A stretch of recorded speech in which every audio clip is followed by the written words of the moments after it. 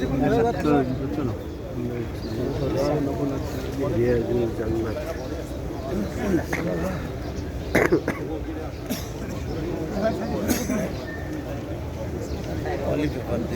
কই ঢুকতেছে কোন? হ্যাঁ, এটা হলো রিয়াদুল জান্নাতে আমরা ঢুকছি। আল্লাহ আল্লাহ যদি আমাদেরকে এখানে যাওয়ার সুযোগ দান করে এবং আল্লাহ রসুল সাল্লাহ সাল্লাম এই ঘরটাকে, এই স্থানটাকে নেমতের অংশ বলেছেন। তার মেম্বার আর তার ঘর এর মাঝখানের অংশটা হলো আমরা সেখানে ঢুকছি।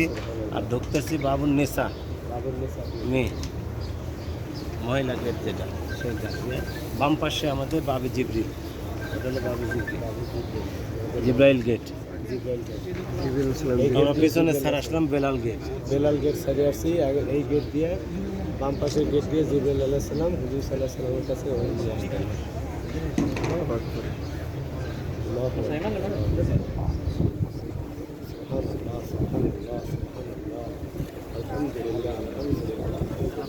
যে একটু কাছাকাছি থাকেন, এখানে কয়েকটা জায়গা, কয়েকটা জিনিস দেখানো যেতে পারে। কাছে থাকেন,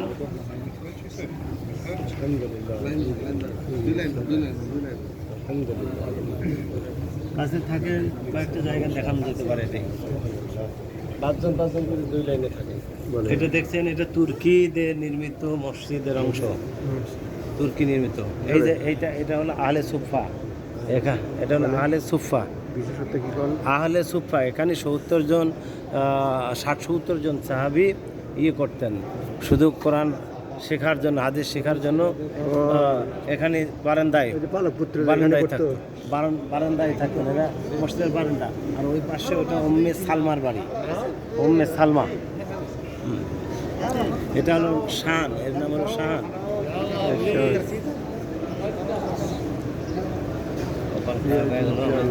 এটা রসুলের রওজা, রওজা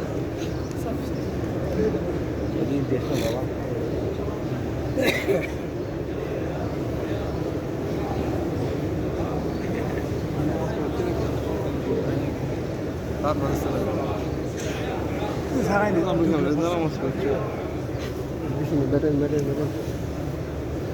জায়গা সামনে আছে।